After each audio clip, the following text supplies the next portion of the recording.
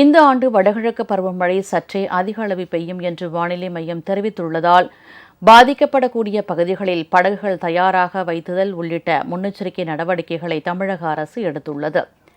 சென்னை அண்ணா பல்கலைக்கழகத்தில் உள்ள நில அளவை பயிற்சி மற்றும் ஆராய்ச்சி மையத்தில் புதிய உட்கட்டமைப்பு வசதிகளை வருவாய் மற்றும் பேரிடர் மேலாண்மை துறை அமைச்சர் KKSSR ராமச்சந்திரன் திறந்து வைத்தார்.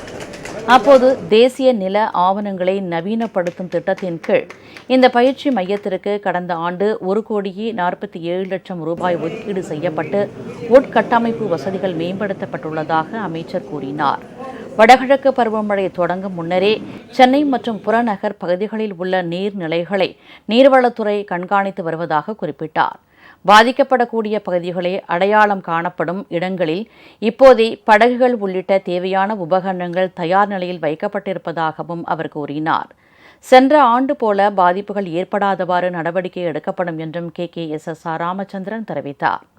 வடகிழக்கு பருவமழை நாம் எதிர்பார்ப்பதை விட கொஞ்சம் அதிகம் மழை பெய்யும் என்ற ஒரு கணக்கை மாநில மையம் சொல்லியிருக்கிறது. போன தடவை எந்தெந்த பகுதி பாதிக்கப்பட்டது என்பதையெல்லாம் சரிபார்த்து அந்த பகுதிக்கு முன்னுரிமை வழங்க இருக்கிறோம். முன்னாலேயே எந்தெந்த பகுதியில் போட் தேவை என்பதெல்லாம் தெரிந்து அதையும் முன்னெச்சரிக்கையாக போட்டெல்லாம் அங்கே வைக்கக்கூடிய அந்த பணியும் செய்கிறோம்.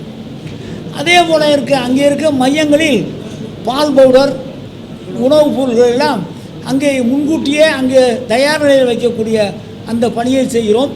போன தடவை இந்த சின்ன சின்ன குறைகள் எல்லாம் இந்த வட்டமும் இல்லாத அளவிற்கு நிச்சயமாக நாங்கள் அந்த பணியை செய்ய இருக்கிறோம். இந்நிலையில் வடகிழக்கு பருவமழையின் போது வெள்ள நீர் தேங்கும் பகுதிகளில் மீட்பு பணிகளுக்காக சென்னை மாநகராட்சி புதிதாக 36 படகுகளை வாங்கியுள்ளது. அவற்றில் மண்டலம் 3க்கு 1 படகையும் மண்டலம் 14க்கு 2 படகுகளை அனுப்பி வைத்த அதிகாரிகள் மீதமுள்ள படகுகளை தேவைப்படும் மற்ற மண்டலங்களுக்கு அனுப்பி வைக்க உள்ளனர்.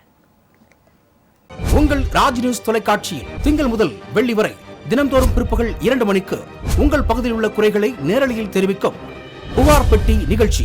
பங்கு பெறுங்கள், பயனடையுங்கள், காணத் தவறாதீர்கள்.